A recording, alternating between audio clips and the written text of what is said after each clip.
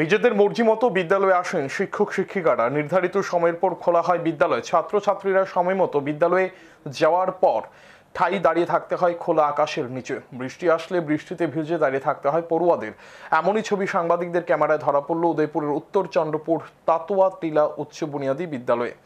বৃহস্পতিবার দেখা যায় ঘড়ির কাঁটা 11টা ছুঁই ছুঁই, তখনও বিদ্যালয়ে পা পড়েনি কোনো শিক্ষক শিক্ষিকার। তখন বৃষ্টি পড়ছিল, আর এই বৃষ্টির মধ্যে বিদ্যালয়ের পড়ুয়ারা বৃষ্টির হাত থেকে নিজেদের মাথাটাকে বাঁচানোর জন্য বিদ্যালয়ের ক্লাসরুমের ওয়ালের পাশে দাঁড়িয়ে রয়েছে। বিদ্যালয়ের এক ছাত্র জানায়, প্রায় প্রতিদিন বিদ্যালয়ের শিক্ষক শিক্ষিকারা নির্ধারিত সময়ের পর বিদ্যালয়ে আসেন, যার কারণে তাদেরকে বিদ্যালয়ে গিয়ে দাঁড়িয়ে থাকতে হয়।